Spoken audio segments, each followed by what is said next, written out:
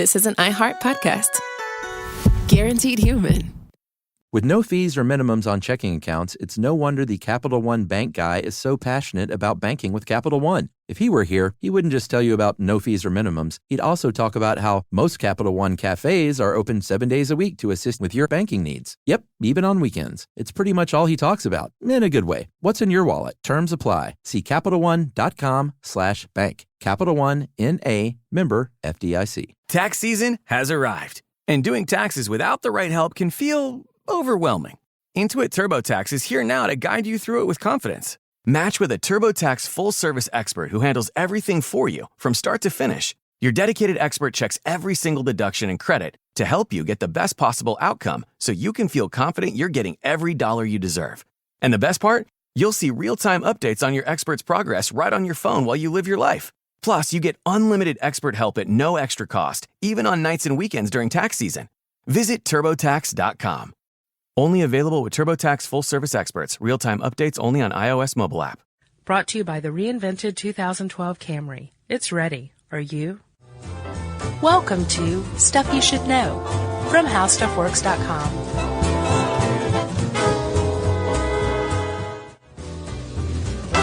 Hey, and welcome to the podcast. I'm Josh Clark.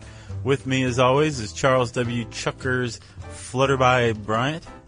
No, I'm a caterpillar, and one day I might be a beautiful butterfly. Yes. You're a lump of coal. Yes. But you're going to be a diamond someday, Chuck. Who sang that? David maybe Allan Coe? Johnny No. Cash? No. Originally? We'll it was one of those old guys. It's a good one. Widespread Panic. Did they cover that? Really? Yeah. They did pretty But good it was job. like a 19-minute version. Yeah. Right. It went a little long, you could say. How you doing, Chuck? I'm good. I have freshly shaved my head like you. Yeah. No, So- mine's not fresh. Mine's shaggy. Well, yeah, but we're both kind of onion heads now, You look good. where I'm usually not. You look pretty. Thank you. Did you take a series of pictures of yourself? No, not yet. Okay. That's later. So, Chuck, you've heard about this oil spill, right?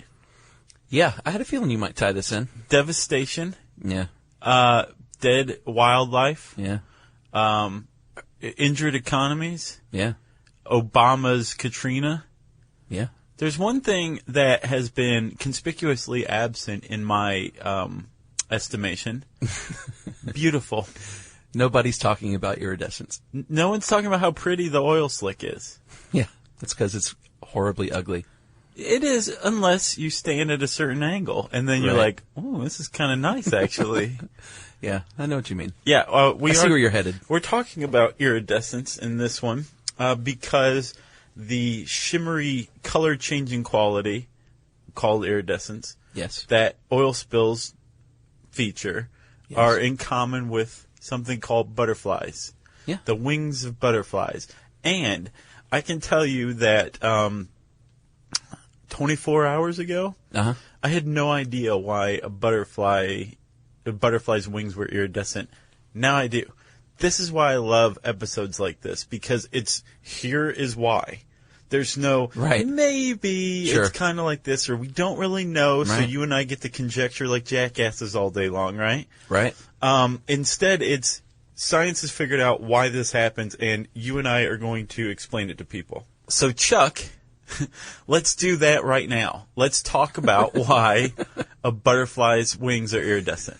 Okay. Well, there's a couple of reasons they have their striking color. Iridescence is the main one, but we probably need to go ahead and get pigment and just ordinary color out of the way. Let's. Pigment, Josh, is coloring matter that you find in like cells and tissues. And the deal with pigment is it is the same from every angle. You can get up under it, you can get on top of it, you can sneak up behind it. You can get all up on that. Get all up in it, but it always looks the same. Right. That's why they call it ordinary color. And the reason why is any given pigment will absorb all colors except one. Yeah. Say, right? Like chlorophyll. Sure. Chlorophyll absorbs all colors except green, which it reflects, which causes something to look green. Like a plant. A plant, sure, is one. Melanin tends to absorb everything but yellow, giving things a brownish color, right? Well, yeah, and that's albinism. That means you have no melanin. Right. You're lacking a pigment. Same with paints. right? These are all just pigments. These things don't inherently have a color. They just absorb certain colors and reflect others back. Yeah. It's pretty standard stuff. Sure. Did you know redheads they think they have an additional iron-based pigment that really? gives them their color? Interesting. Yeah. They're freakish hue. Yeah. Poor ginger kids, man. They are really taking I love redheads, though. Do you? Well, I mean, Okay. yeah. Okay. Actually, I just like the red, like really red-headed people is kind of cool looking to me. I'll just go on record with that. Like red or orange? Because there is a big difference, man. I'm not talking strawberry blonde. I'm talking like really, really redhead. Shocking red. Shocking ginger redheads. Okay. You like staring at them. I do. Okay. Don't stare too hard. Okay. It freaks people out. You'll go right? blind. All right. So that's pigments. They're pretty standard. One can argue boring stuff, right? Yeah. Pigments don't give anything iridescence. No. They just reflect light, and Sure. that's that. Right. Iridescence is this kind of super spectacular reflection of color. Almost shimmery. Yes, that changes. Actually, the color changes if you move. Uh-huh. So iridescence is generally relegated to the observer. Depending Right. on where you're standing, that will change the color, how spectacular a color is. Right. And again, we know why, especially when it comes to butterfly wings, right? Right. Or, we should mention just a couple of others before we move on, like the Japanese beetle, that green on the wings, Yes. iridescent. Yeah. Mother of pearl, seashells. Yeah. Some fish scales, Yeah. and like bubbles. Peacock feathers? Well, that's a huge one. Did I tell you that there's a peacock in our neighborhood? No. I was walking with Emily the other day, walking the dogs the other morning, and we looked up. We heard this weird sound. Yeah, it sounds like help. Help. Exactly. It's very unsettling. Yeah, I thought someone was crying for help. And I looked up, and literally at the apex of this roof of this house was a full-on peacock standing there. Weird. Had it Very gotten weird. loose, or did they keep it in the backyard? The Some guy- people keep peacocks. Yeah, the guy has 2 peacocks. Because the neighbor was out, and I was looking at it, and he went, yeah, he's got peacocks. I was like, that's sort of odd. Were And he you went, staring at it like it was a full-on redhead? I was, and I said, that's sort of weird. And he went, yeah, and loud. Yeah, I'll bet. So, Help! yeah. Yeah. But it was iridescent, and it was fascinating. They are. They're gorgeous. Yes. And actually, peacock feathers led to the investigation of iridescence. Newton. Newton, eventually Thomas Boyle was the one who went, ka-ching, that's Yeah. the way it happened. So we were talking about Robert Boyle, sorry. Robert Boyle, Yeah. thanks. One of the Boyle brothers. Exactly. We were talking about how pigments reflect just one color, right? Right. Uh-huh. Transparent objects have the ability to reflect all colors, Right. right? Mm-hmm. With an oil slick or with a bubble, you have 2 surfaces, Mm-hmm. right? We'll talk about a bubble. We'll talk about the oil slick. Okay. The oil slick is oil floating on water, right? Yes.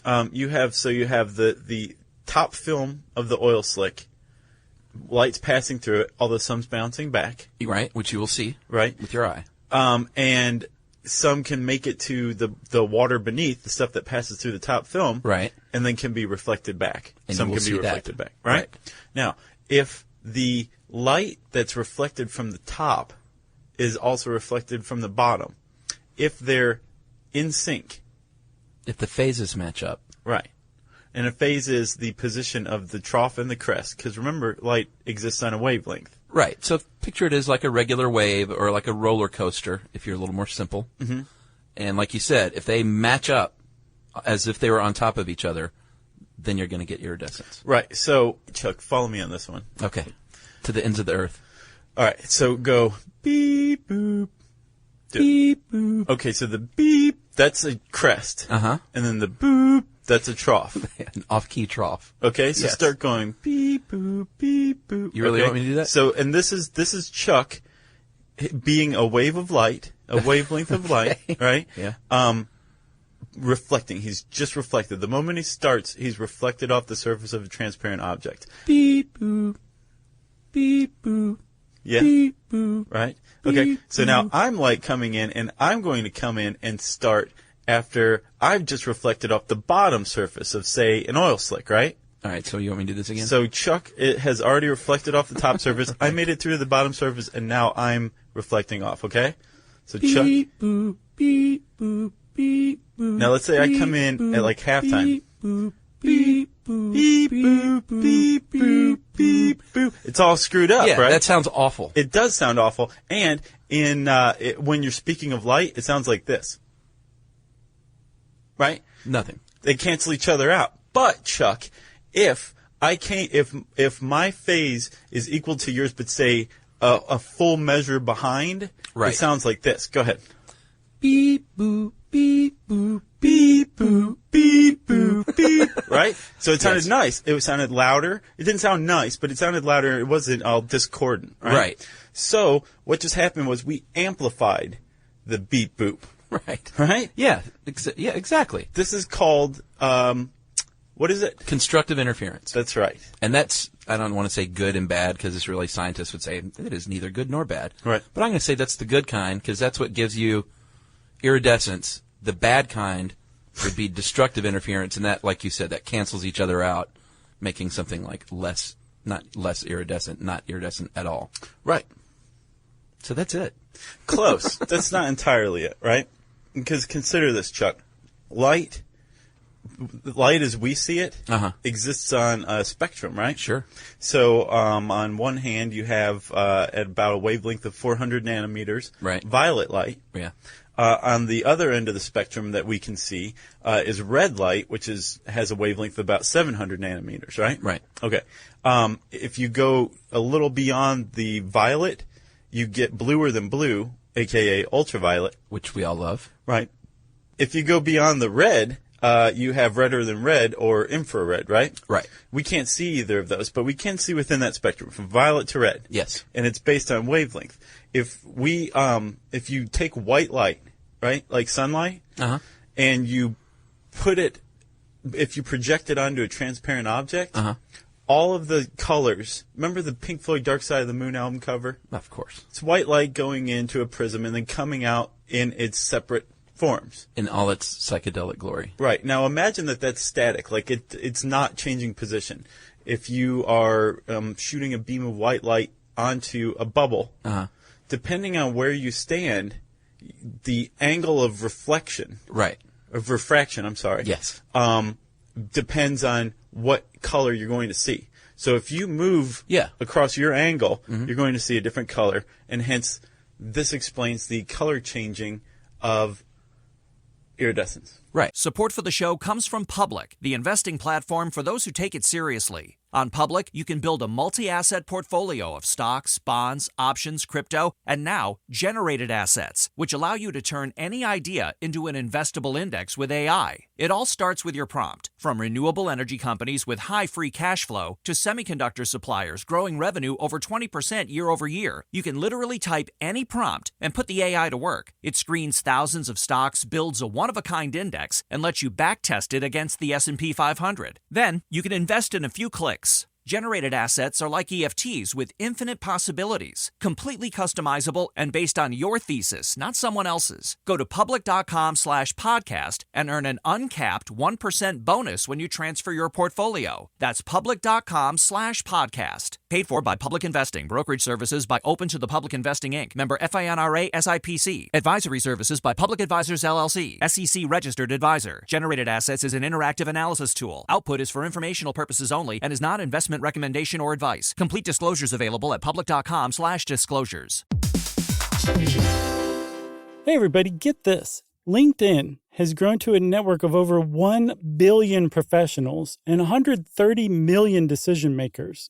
And that's where it stands apart from other ad buys. Yeah, for sure. You can target your buyers by job title, industry, company, role, seniority, skills, even company revenue, so you can stop wasting budget on the wrong audience. Yep, that's why LinkedIn Ads generates the highest B2B ROAS of all online ad networks. Seriously, all of them. And get this, if you spend $250 on your first campaign on LinkedIn Ads, you get a free $250 credit for the next one. Just go to linkedin.com/SYSK. That's linkedin.com/SYSK. Terms and conditions apply. So, like, you know, have you ever seen the big bubble wands where they can blow the really huge bubbles, the huge bubbles? Yeah. If you ever do that, do a little experiment and look at it from different angles, jump around, walk around, and you're going to see some color change. Right. Have you ever seen a bubble pop in slow-mo? that super slow-mo. No, but wasn't that an episode of that one show? Time Warp. Yeah. Yeah, the Discovery show. It is super cool, dude. If you look at it in slow motion, you like would pop the bubble, and when you see it in regular motion, it looks like it just pops in a big burst. Right. But from where you touch, it spreads in an arc all around the whole thing, and you see it slowly popping as it goes around. It's really cool. Nice. That's neither here nor there, though. But it's still pretty. Very cool. Like iridescence, right? Yes. So what we have now is, if light from white light hits a transparent object, yes, and it's a multi-layered transparent object, say like oil on top of water, right, or one side of a bubble and a bottom side of the bubble. Yeah. Some light's going to reflect off. Some's going to make it through the bottom. Some of that will reflect off. Right. Most will go through. But if the light from the bottom and the top are in phase with one another, yep, in an even phase, right, separated by 1, 2, 3, 4, 5 wavelengths, rather than 1.35 wavelengths. Right. They'll be in phase, and they'll amplify each other. Yeah, that's iridescence. If it's white light, then we're going to see, depending on our angle, all the colors of the rainbow in this iridescent state, right? Right. Okay. So what does this have to do with butterfly wings? I'll tell you, buddy. Okay. Butterfly wings are transparent, and the deal is why they look so striking compared to, let's say, a bubble, which is pretty, but not as striking as a butterfly. Mm-hmm. It's because there are many, many more layers stacked on top of each other that the light has to go through. When all those are in phase, you get like super iridescence. Right. So with a bubble, you have two chances, right? You have the top and the bottom. Two lousy chances. Right. With a butterfly wing, the cuticle of the scale of a butterfly wing, say, has maybe a dozen. So every beam of light, every wavelength of light has a dozen chances to reflect back. Right. Say half of those are in phase. Pretty cool. Yeah. And also depending on how, because the surfaces, if you look at a butterfly cuticle, it looks kind of like a Christmas tree, right? So there's it looks like a Christmas tree, basically. Yeah. Like a Lego Christmas tree, we'll say. It's chitin. But the scales, is that what you're talking about, the scales? Yeah. Yeah, the scales. The cuticles that make up the scales. Yeah, that's chitin. That's the same thing we have in like our hair. It's protein in our fingernails. Oh, okay. Nice. So go ahead. Okay. Sorry. So as it goes down the tree, they get wider. Uh-huh. These surfaces get wider, and each one can bounce light back off. But they're spaced evenly. So let's say that the space in between is 200 nanometers. Right. And blue light is 400 nanometers in wavelength. Uh-huh.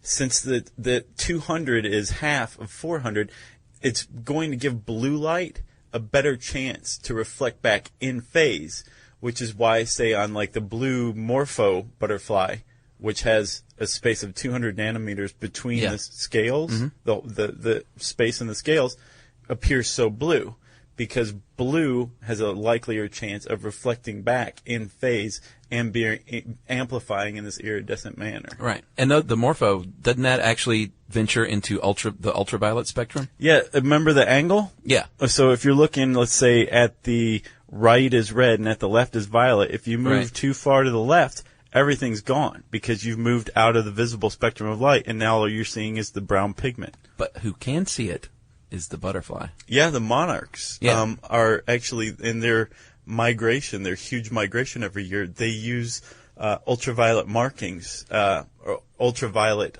light for guideposts, basically, right? Yes, they do. And it also, the other effect, or the other reason that you have this iridescence on the scales is it soaks up heat. Because butterflies are cold-blooded, so they rely on like the sun to be able to function. So the fact that they're soaking up this heat from the sun allows them to fly. Right. Which is pretty cool. And we also remember pigment, don't forget, still plays a role in this too, right? Yeah. So if you have a butterfly scale that's constructed that contains chlorophyll. Yeah. So you have a green pigment. Yes. Well, let's go with blue. Okay. No, let's go with yellow. Okay. Say it's a butterfly scale that's constructed of melanin. Uh-huh. So you have yellow already, which it's reflecting back yellow. Yeah, yeah. And monochromatic blue light hits it. Right. It's going to appear to us as green. because color mixing still has an effect. Yeah. Right? Yeah. So pigment, structural color, green.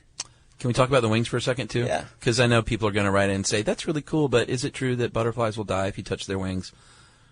Sort of. Not completely. You can touch a butterfly wing. Like, if you've ever touched a butterfly wing, you'll notice you have, like, powder on your hands. Yeah, those are the scales. Those are the scales. They are that fine that they kind of disintegrate into powder. And in theory, you can touch a butterfly wing without killing them, but if you break it, they have little veins. They're all connected by little veins. Mm-hmm. So essentially, if you disconnect the veins from the forewing and the hind wing, that's when the butterfly is going to die. And they're so tender that it's really easy to happen. So, in effect, you probably will kill a butterfly if you mess with their wings. But if you just happen to graze against it, maybe not. No need to squish it after just such a slight intrusion, right? Yeah. And moths, I think, get a bum rap because they're not as pretty. Yeah. Because they're mainly, what was it, melatonin? Melanin. Yeah. Mainly like brown and yellow, right. Black and white. And they also have a frenulum, which is a spine, and butterflies don't have that. And right. Also, moths tend to be fatter and fly at dusk or night. Well, yeah, and that's why butterflies get all the credit, because you're out on a nice spring day in the garden and butterflies are everywhere. Right. And then at night, you're hanging out by the porch, and you're freaked out by the moths everywhere. Like going toward the light. Well, not only that, the structure of a moth's wing is very, very similar to the structure of a butterfly. There's transparent, filmy scales. For some reason, I guess it's because they do fly at night, they are not iridescent. Right. Or they don't appear iridescent, although they would in sunlight. But they're part of the same family, scientifically. Yeah. Big happy family. Yeah. What was the family? Lepidoptera. Was that it? Lepidoptera. Oh, nice. Lepidoptera. There's like 150,000 varieties within that family. Yeah. And Lepidoptera means scaled wings. Boom. Yeah. That's a great place to finish, don't you think? Sure. You got Should we anything else? recap? Oh, I don't think so. We've Do already you recapped think a couple we of explained times. it well? I think so. All right.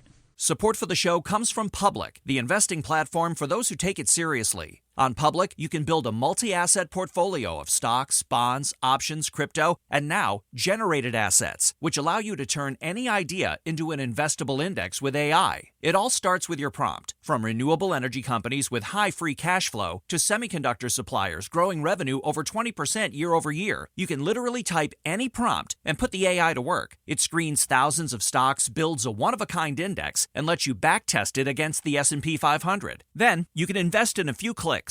Generated assets are like EFTs with infinite possibilities, completely customizable and based on your thesis, not someone else's. Go to public.com/podcast and earn an uncapped 1% bonus when you transfer your portfolio. That's public.com/podcast. Paid for by Public Investing. Brokerage services by Open to the Public Investing, Inc. Member FINRA SIPC. Advisory services by Public Advisors LLC. SEC registered advisor. Generated assets is an interactive analysis tool. Output is for informational purposes only and is not investment recommendation or advice. Complete disclosures available at public.com/disclosures.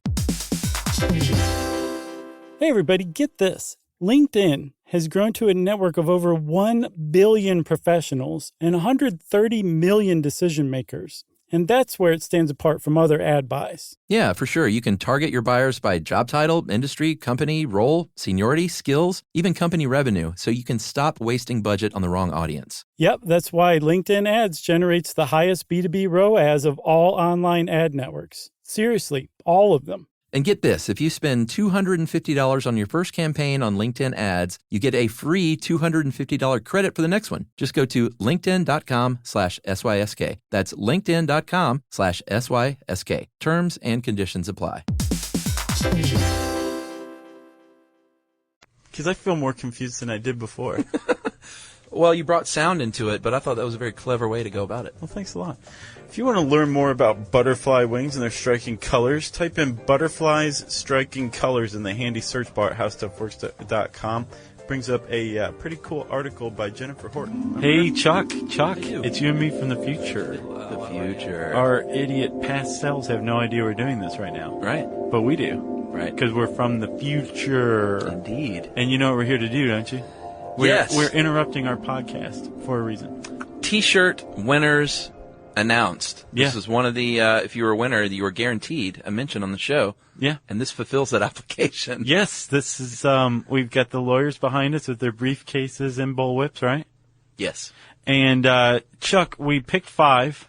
I'm glad we picked 5 because we had like more than 70 entries, right? I wanted to pick 10. I wanted to pick 23. Yeah. And we actually did have like a top 23 at one point and finally whittled it down time and time again. And we came up with the 5 winners. Yeah. And they're announced on the blog. Yeah. There's an image gallery on How Stuff Works. You Yes. can go onto our blogs at howstuffworks.com and look for the blog post entitled, We Got Your Stuff You Should Know t-shirt contest winners right here. That's right. And that'll take you into the site to check them out. You can also get the shirts on the Discovery Channel store, right? Yeah, they're for sale. Yeah, you just go on to the, I think, store.discovery.com and do a search for Stuff You Should Know, and it brings up all 5 of these magnificent t-shirts, right? Heck yeah. So, the names of the winning designers, the 5 brilliant individual human beings who created these amazing designs, right? Yes. Their names are what, Chuck? Well, first, these are in no particular order, by the way. We have Peter Feek or Fike. Or Fayek. We've been debating endlessly. And he did a really cool design of this old school microphone, and it's sort of logo looking. It makes us look like we're really pros. Yeah, I call it Hot Mic. Hot mic? Yeah. I like it. And then, of course, there's Suki Anderson. Yeah. Out of Kentucky, I believe. I think so. And she made what I think is the coolest picture I've ever seen in my life. Yeah. It's the baby with the fly on its forehead. Yes. And it says, don't worry, there's stuff you should know. Yeah, I said on the blog that it's unsettling and comforting at the same time, and that's very hard to achieve. Agreed. So that was one of our favorite ones. And then we went with Brad Wilson's brain design, which was awesome. Yeah, we got a lot of brain designs, so you guys were thinking along the same lines, which means you're all smart and cool. Yeah. And that was the brain as a representation of our show is really, I think, pretty cool, and this was what we thought looked best on a t-shirt. Brad nailed it. Yeah, he nailed it. Definitely. Matt Stevenson came up with what I've dubbed the woodcut parade. Right. Right? Our fans are going to love this one. Yeah, it's a series of medieval characters, I would say. A skeleton, a bishop, Like a or monk, a monk, a jester. Yeah. And they are carrying banners that say SYSK. Yeah, they're leading the parade, the Stuff You Should Know parade. Yeah. From medieval times. Yeah, and almost. I said on the site, it looks like a parade I'd want to hide behind a tree and watch. Right. It's awesome. It's very cool. And then lastly, Chuck, I'm going to leave this one to you because I can't pronounce this guy's last name. Yes, we have Scott, Yacyshyn. I'm going to say Yakshin. Yakishin? Yakishin? Yakishin? Scott, whatever your last name is Yakishin. pronounced. Let's try that one too. Scott Yakishin. Yeah. If that is you, you are one heck of a designer, my friend, and Yes. you did the very cool caricature of Josh and I, and from our mouths and balloons, you have different caricatures of different episodes. And there's so much camaraderie between us. Oh, yeah. You know, we just look like we are having a heck of a time Yeah. doing the podcast as a 60s illustration. It's very cool. One of It my is favorite ones, too. Super awesome. So Scott, Matt, Brad, Suki, Peter, thank you very much to all of you guys. And thank you to everybody who sent in from something created in rich text format to something that was obviously made by a professional graphic designer. Yeah. We appreciate all of you guys. And thank you very much for taking the time to lend us your brains and creativity. That's awesome. We were blown away. It was very cool. You're all very talented. Okay. And now let's go back to our stupid selves from the past. Yes. I predict that I'm going to say some asinine thing about the handy search bar. Okay, watch this. Did a fine job, too. That means, since I said handy search bar, Chuck, are you ready for this? Yeah. Listener mail. Josh, I'm just going to call this Stuff You Should Know, Educating Prisoners of America. Oh, I like this one. This is a good one. Well, Prisoners of Virginia, at least, right? Yeah, which is in America. Oh, yeah. Isn't it still? It's a Commonwealth. I don't know if it counts. Oh, that's right. Yeah. Weirdos. All right, this is from Maria in Amelia, Virginia. I guess they have a prison there. Hi, guys. I thought you might be interested to know that I use your podcast as a resource to teach writing to inmate students. I'm a GED teacher at a men's prison in Virginia. Writing is one of the weakest skills for my students, and many of them never learned to write as far as secondary school, and they were afraid to write as adults. Mm-hmm. So they're sort of illiterate. or completely illiterate in some cases. Well, I mean, think about it. Chuck, what is writing if not a series of choices of what you're going to share with people? It can be very intimidating. Yeah. I burn your podcast to a CD and replay one in class because we don't have internet for obvious reasons. The men listen to your podcast, they take notes, and then they must write an article based on what we said. They practice writing sentences and paragraphs in this way. The subject matter is of interest to them, some more than others. I'm afraid to play the moonshine one as much as I would like to. I know they would be interested even if I skip the parts where you make the still and give the general recipe. So she won't do that because, they'll build a moonshine still. I'll bet they already know how to ferment orange juice. Yeah, I think so. Some of these guys have been down a long, long time, so they appreciate something to think about that isn't about sentencing and parole hearings. Thank you for your material. My family and I enjoy the podcast, and they do a real service to people. So we are actually educating prisoners of America. I know. That's awesome. So if you guys are in prison right now, if you're in the pokey, in the Huskow, and you're listening now, we just want to say good luck. You can turn your life around, do your hard time, come out a better person, don't do crimes again, and That's good advice. Get your GED and get a job and good luck to you. That's what I say. And remember, when you make a decision writing, don't look back. Really? Is that your advice? Yeah, that is my advice, actually. All right. You can always write something else. That's a good point. Yeah. If you want to let us know how we are changing the world for the better with this podcast, send us an email to stuffpodcast@howstuffworks.com. For more on this and thousands of other topics, visit howstuffworks.com. Want more How Stuff Works? Check out our blogs on the howstuffworks.com homepage. Brought to you by the reinvented 2012 Camry. It's ready. Are you? The NFL playoffs are here, and Wild Card Weekend, powered by Verizon, is in full swing. Man, it all comes down to this. The stakes are high, hopes are higher, and everything is on the line. My goodness! It's win or go home, and every moment counts on the road to Super Bowl 60. It's a touchdown! Wild Card Weekend, powered by Verizon. Through Monday. Visit watch.nfl.com for the full schedule.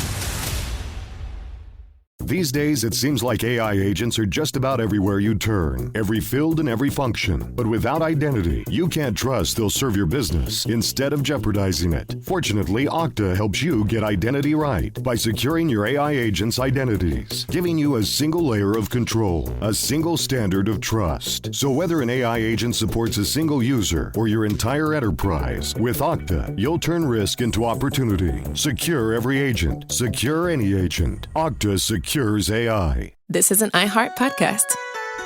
Guaranteed human.